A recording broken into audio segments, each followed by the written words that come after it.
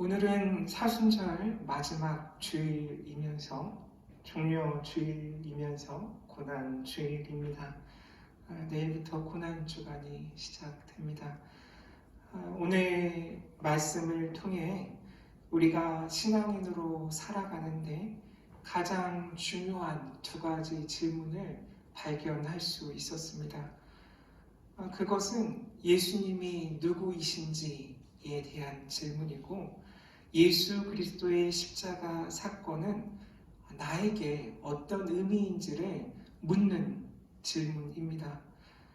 최근 가슴 아픈 사건들이 있었죠. 미국에서 지난 16일에 발생한 총격 사건인데요. 조지아주 애틀란타에서 일어난 사건이죠. 특히 4명의 한국계 여성들이 사망했다는 소식을 접했었죠. 지금 이 사건에 대한 조사가 계속 일어나고 있지만 우리가 느끼기로는 이 일은 혐오, 분노, 차별 그런 것들이 그 사건 밑바탕에 깔려 있다라고 생각합니다. 여전히 증오 범죄냐 아니냐 법정에서 다투고 있고, 그거에 대한 결론이 쉽게 나지 않을 거라고 이야기하고 있지만, 특히 어떤 특정 인종, 흑인들을 비롯해서 이제 아시아계 사람들에 대한 폭력 그리고 증오에 대한 그것을 멈춰야 된다라는 그 미국 내 소리뿐만 아니라 전 세계의 외침이 지금 일어나고 있죠. 이 일이 일어나고 나서 불과 10일도 되지 않아서 26일에는 또 버지니아주 해변에서 또 다른 총격 사건이 일어났다고 해요. 지금 미국 총격 사건 집계 현황을 제가 한번 보니까 2017년도에 117명이 죽었고요.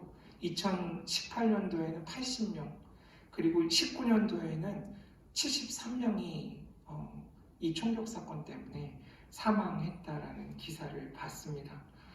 끊임없이 지금 그 증오, 혐오, 분노 그런 것들로 인해서 사람들이 죽어가고 있는 거죠. 이 말씀을 드린 이유는 오늘 말씀에도 이 비슷한 일들이 일어나고 있는 거죠. 이 증오를 멈춰야 되는데 특정 대상을 향한 이 혐오가 더 이상 진행되면 안 되는데, 오늘 2000년 전에 이 말씀, 그리고 예수님께서 십자가에 달려 돌아가시는 그 사건 중에도 지금 우리가 겪고 있는 동일한 상황이 그려져 있습니다. 예수님을 향하여 모욕하고 희롱하고 욕을 하는 여러 사람들을 오늘 말씀을 통해 만날 수 있죠. 종교 지도자의 얼굴로 나타나고요. 빌라도, 또 로마의 군인들, 그리고 일반 군중 사이에 이 사건이 일어나고 있는 거죠. 여러 다양한 사람의 모습으로 예수님을 모욕하고 조롱하고 욕하고 있는 그 상황이 오늘 이 예수 그리스도의 십자가 사건이죠. 이들은 왜 이런 일을 하고 있을까라는 생각을 가장 먼저 하게 됐어요. 말씀 속에서 반복되고 있는 표현이 있죠. 그것은 예수님을 유대인의 왕이라고 사람들이 계속 이야기하잖아요. 그 유대인의 왕이라는 표현 속에서 이들이 왜 이런 일들을 하고 있을까에 대한 답을 제 나름대로 찾을 수 있었어요. 끊임없이 예수님을 유대인의 왕이라고 부르는 그 방식 속에서 그들의 문제가 무엇인지 자연스럽게 표출되고 있는 것이죠. 그것은 그들은 예수님이 누구이신지 정확히 몰랐던 것 같아요. 예수님이 누구이신지 정확히 모르기 때문에 계속 유대인의 왕이라는 말로 예수님이 누구이신지 좋게 얘기하면 궁금해하는 거고, 그 유대인의 왕이라는 말로 예수님을 보고 부르고 판단하고 있던 거죠. 예수님이 누구이신지 몰랐기 때문에 저마다의 이유를 가지고 아마 빌라도가 부르는 유대인의 왕, 그리고 종교 지도자들이 부르는 유대인의 왕, 또 군인들이 부르는 유대인의 왕, 그리고 그곳에 모여있던 군중들이 부르는 유대인의 왕이라는 그 의미는 제각각이었을 거라 생각해요. 자기만의 이유를 가지고 예수님을 그렇게 부르고 있었던 거죠. 오늘 말씀을 묵상하면서 예수님을 이렇게 모욕하고 희롱하고 욕하는 각양각색의 사람들, 그들과 나는 과연 어떻게 다른가라는 생각을 하게 되었습니다. 나는 예수님을 알고 있나? 나는 예수님을 누구라고 부르고 있을까라는 물음이죠. 나는 정말 저 사람들과 다를까? 라는 질문입니다. 내가 말하고 행동하는 나의 삶의 모든 것들이 혹시 예수님을 모욕하고 조롱하고 욕하는 그런 일들이 아닐까? 라는 생각을 하게 됐어요. 유대인의 왕이라는 죄패처럼 나는 어떤 이름으로 예수님을 부르고 있고 예수님에게 어떤 이름표를 붙여서 예수님을 바라보며 예수님을 십자가에 달리시게 하는가라는 물음이죠. 내가 고백하는 예수님이 누구이신지 그것을 오늘 예수 그리스도의 십자가 사건은 우리에게 묻고 있습니다. 물론 39절 백부장이 등장하죠. 이 백부장은 예수 그리스도를 진실로 하나님의 아들이라고 고백하고 있죠. 백부장만은 예수 그리스도를 제대로 알고 제대로 보고 제대로 고백하고 있다라고 생각해요. 또 어떤 사람들은 지금 이 마가복음 15장 전체 분위기에 맞춰 보면 이 백부장의 이 말조차도 그런 조롱이 아니겠는가? 비웃음이 아니겠는가? 결국 십자가에 달려 숨을 멎으신 예수를 보고 이 사람이야말로 하나님의 아들이야 라고 말하고 있는 건 아닐까?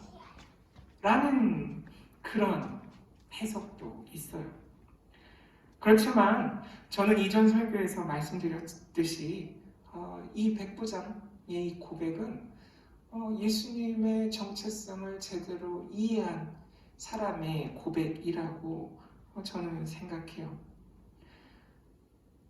예수님이 누구이신지 오늘 말씀의 종교 지도자들이나 군인들, 빌라도, 군중들과 다른 고백이 내 안에 있는지 오늘 말씀은 묻고 있는 거죠. 다행히 저와 여러분들의 고백이 이들과 다르다면 오늘 말씀은 또 우리에게 이렇게 질문합니다.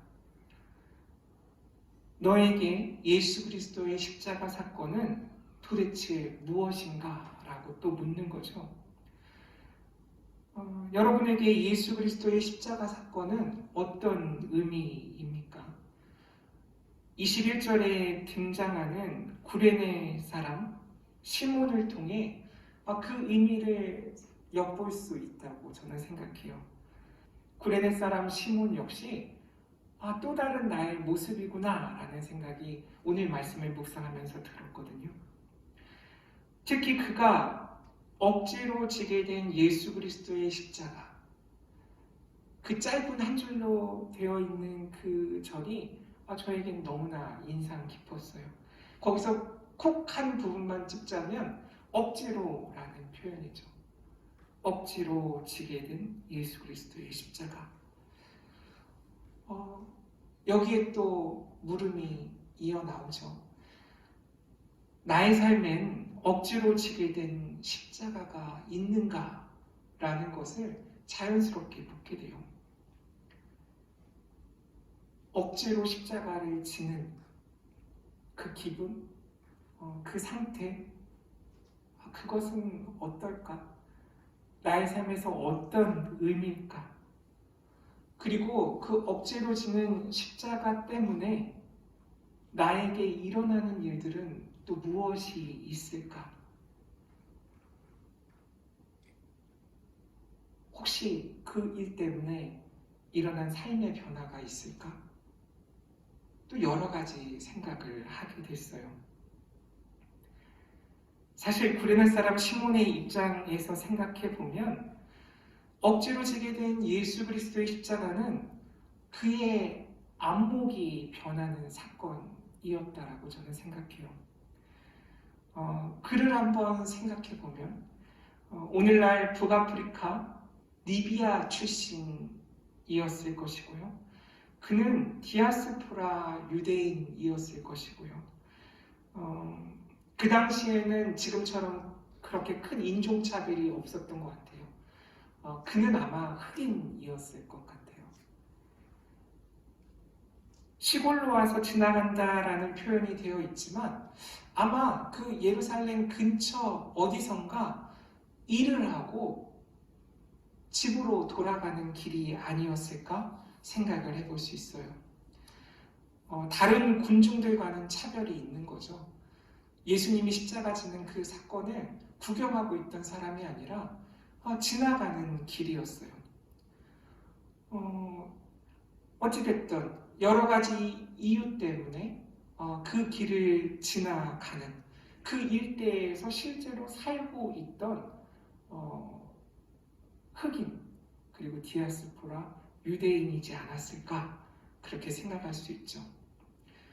그리고 그 지역에 살고 있던 사람이라고 생각해 봤을 때 지금 이 장면, 예수께서 십자가를 지고, 더 정확히 얘기하면 보통 십자가는 세로축은 땅에 박혀 있었기 때문에 그 가로되는 축, 보통 T자 모양이나 십자 모양으로 엮을 그 가로되는 큰 나무를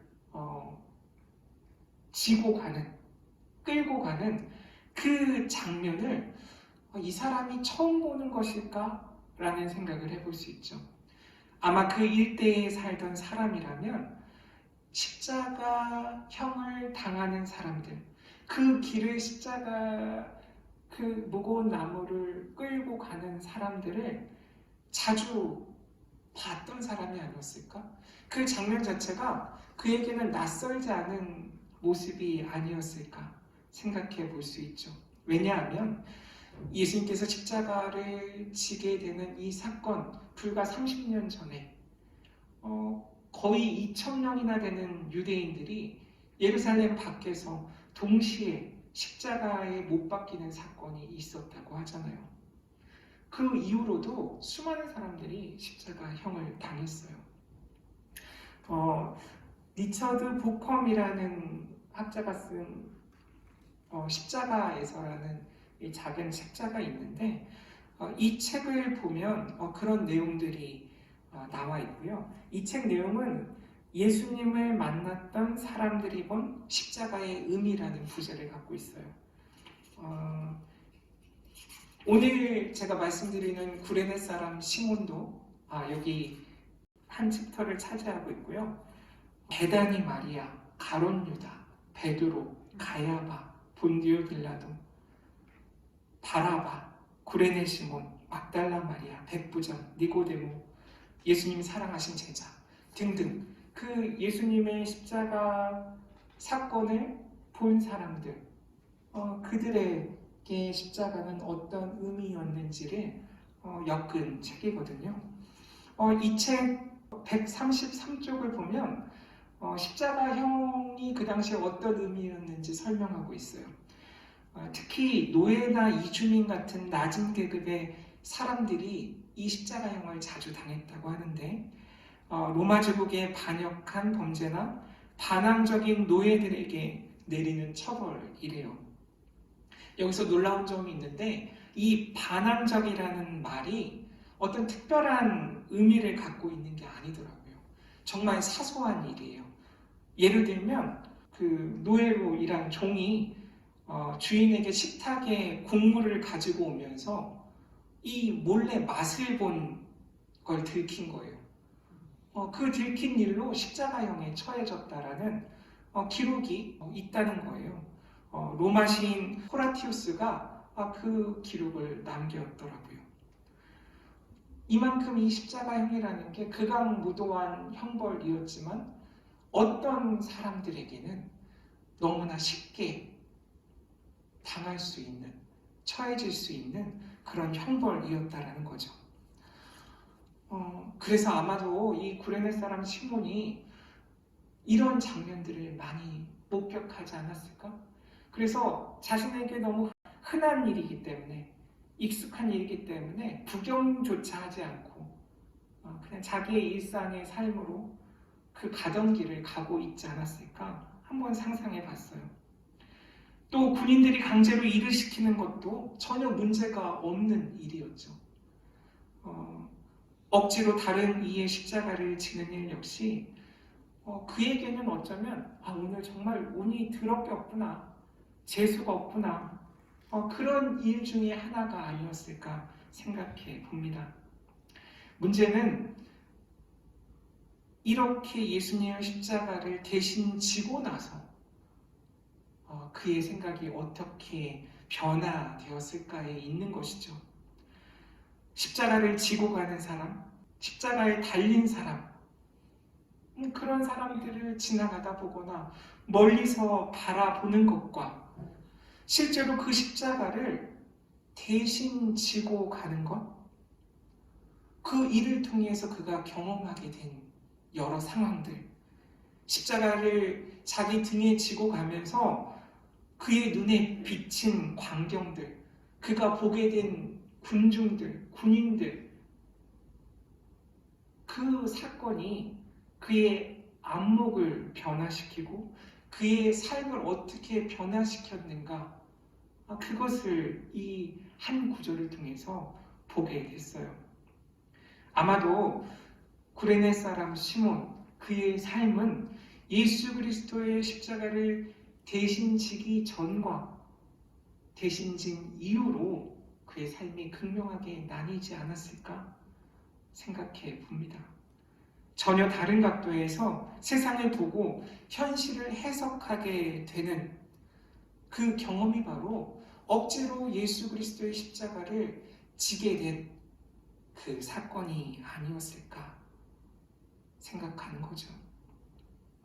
그래서 이 시몬이 십자가를 지는 것, 이것이 십자가를 지는 제자의 본분에 대한 좋은 모델이라고 볼 수 있어요. 시몬은 예수님이 말씀하신 대로 자기 십자가를 지고 그를 따르는 최초의 인물인 거죠. 아마 이 일 때문에 이 구레네 사람 시몬은 예수님의 제자가 되었겠죠. 그리스도인이 되었을 것이에요. 따라서 마태복음 16장 24절, 이에 예수께서 제자들에게 이르시되 누구든지 나를 따라오려거든 자기를 부인하고 자기 십자가를 지고 나를 따를 것이니라 에서 말씀하신 자기 십자가를 지는 그 일이 지금 구레네 시몬에게 자의적으로 일어난 일이 아닐지라도, 억지로 일어난 일일지라도 그 일이 그의 삶에 일어나고 있구나 라는 생각을 하게 됐어요. 주님의 십자가가 나의 십자가로 변하는 순간을 그가 경험했구나. 주님의 시선으로, 주님의 마음으로 세상을, 사람을, 일을 바라보게 되는 큰 삶의 변화가 지금 그에게 일어나고 있구나 라는 생각을 하게 됐습니다. 그래서 그가 주님의 뜻을 구하는, 주님은 어떠셨을까 묵상하게 되는 그런 일들이 이 일로 인하여 일어나게 되는 거죠. 이전에 나의 생각대로 하는 것이 아니라 주님께 끊임없이 묻는 그런 삶의 변화가 일어나는 것입니다. 이것이 나의 십자가를 지고 주님을 따르는 것이라고 오늘 말씀을 묵상하면서 깨닫게 됐어요. 예수님처럼 보고 예수님처럼 생각하고 예수님처럼 살아가기 위해 애쓰는 그 일이 자기 십자가를 지고 예수님을 따르는 일이구나 라는 생각이에요. 예수님의 십자가를 억지로 대신 지는 일이 결국 나의 십자가를 지고 예수님을 따르는 일로 이어지고 있구나 라는 그런 깨달음이었습니다. 그리고 더 놀라운 점은 이렇게 억지로 진 예수님의 십자가로 맺어진 열매가 있다라는 거예요. 그것은 신앙의 유산이에요. 믿음이 이어지고 있는 사건입니다. 왜냐하면 시몬을 소개할 때 구레네 사람 시몬이라는 것에 앞서서 그를 설명하는 표현이 나오잖아요. 그의 두 아들 이름이 등장하죠. 알렉산더와 루포. 알렉산더와 루포의 아버지 구레네 사람 시몬이라고 이야기하잖아요. 특히 이 알렉산더와 루포라는 이름을 이야기하는 것, 이건 큰 의미가 있는 거죠. 왜냐하면 아무도 모르는 사람을 이 마가복음 저자가 그것도 가장 중요한 장면에 언급하고 있다는 것, 그거는 상식적으로 이해할 수 없죠. 아마도 이 알렉산더 그리고 루포라는 사람이 그 당시 신앙 공동체, 그 신앙 공동체에 속해 있는 사람이라면 누구나 너무도 잘 알고 있는 사람이었다고 우리가 생각하는 것이 너무나 자연스럽잖아요. 또 다른 곳에서 이 근거를 찾을 수 있어요. 로마서 마지막 장, 그 바울의 인사들 중에 그 16장 13절에 이런 구절이 있죠. 주 안에서 택하심을 입은 루포와 그의 어머니에게 문안하라. 그의 어머니는 곧 내 어머니니라. 라는 구절이에요. 그래서 많은 학자들이 이 로마서 16장 13절에 등장하는 루포가 이 구레네 사람 시몬의 아들 루포가 아니겠는가? 라고 이야기하거든요. 그래서 내가 억지로 지고 있는 십자가는 이렇게 믿음이 이어지는 놀라운 능력이 있다라는 것 생각해 볼 수 있죠. 그 일이 가정에서 이루어질 수도 있고 일터에서 이루어질 수도 있고 혹은 내가 속한 다른 공동체에서 이 일이 일어나는 거예요. 내가 억지로 지고 있는 내 삶의 십자가 때문에 그 믿음이 연속성을 갖게 된다는 거죠.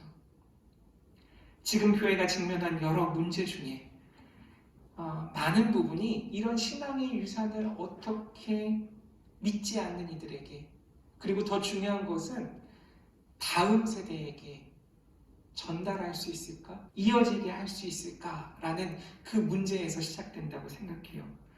그 하나의 해결책이 오늘 본문에 나오는 이 장면이 아닐까 저는 생각해요.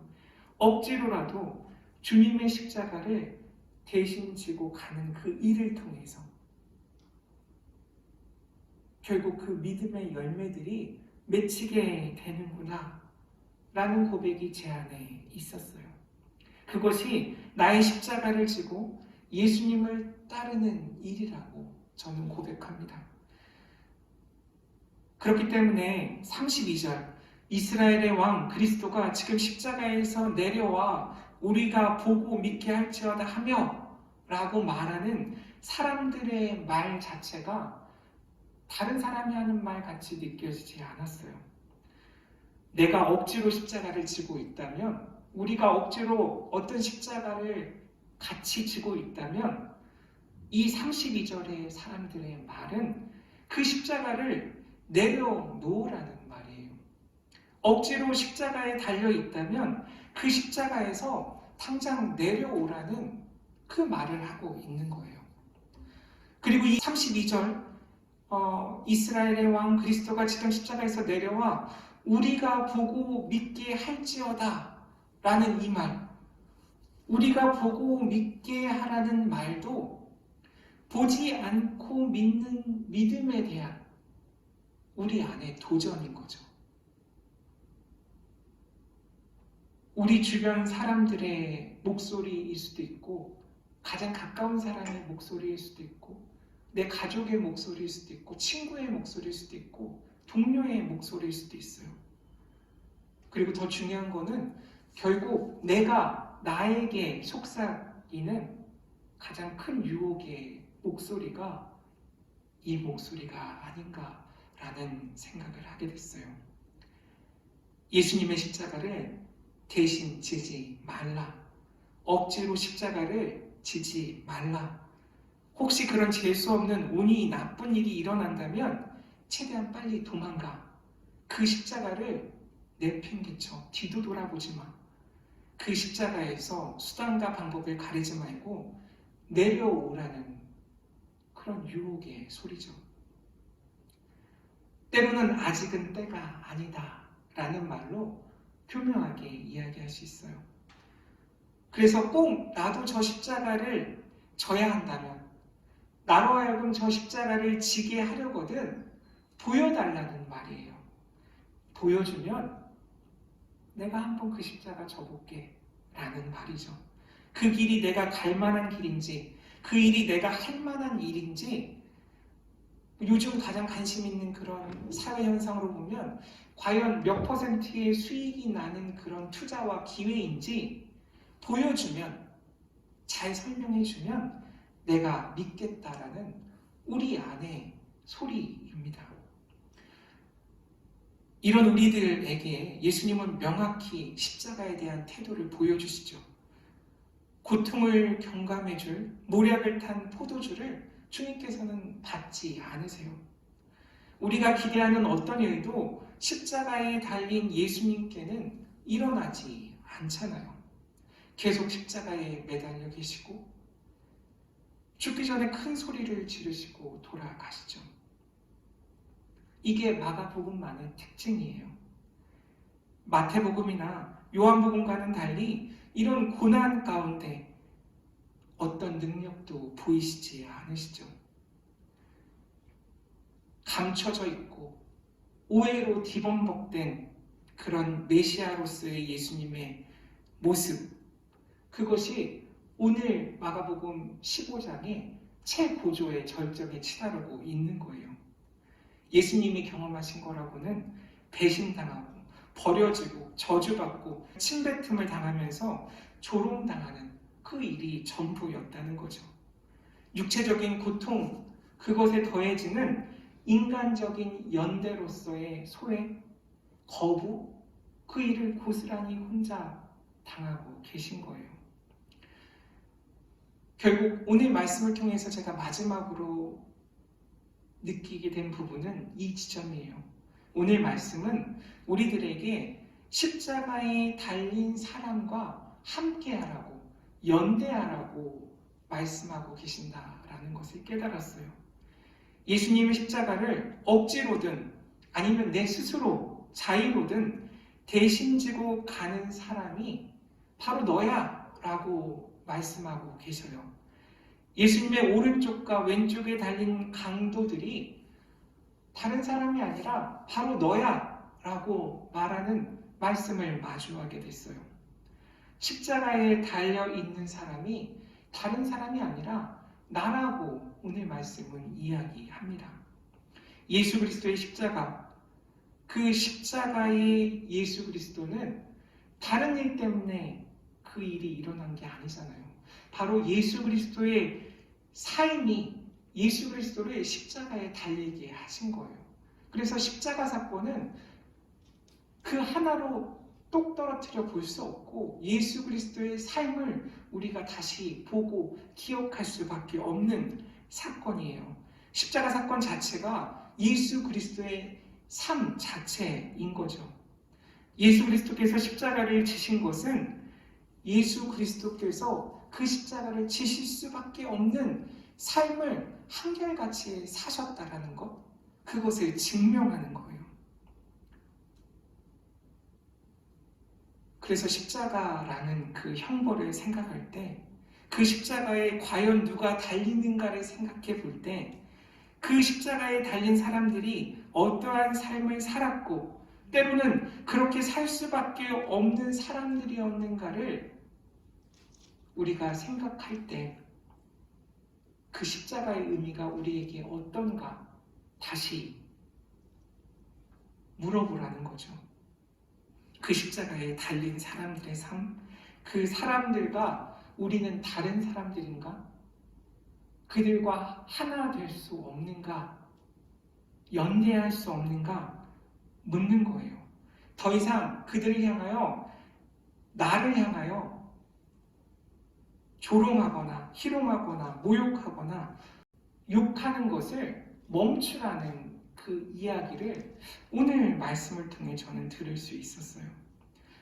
예수님은 사람들에게 잊혀질 수 있는 그런 희생자들, 공포와 억압에 희생된 모든 사람들, 사회에서 홀대받고 잊혀진 사람들, 스스로 주류라고 생각한 사람들에게 희생된 사람들, 그 사람들의 삶을 오늘 십자가에서 보여주고 계세요. 그들과 연대함으로 그들을 기억하게 하시는 사건이 바로 오늘 예수 그리스도의 십자가 사건입니다. 내일부터 시작되는 고난주간, 예수님은 누구이신지, 그리고 예수님의 십자가는 나의 삶에 어떤 의미인지 깊이 묵상하시는 저와 여러분 되시길 주님의 이름으로 간절히 축원합니다. 아멘.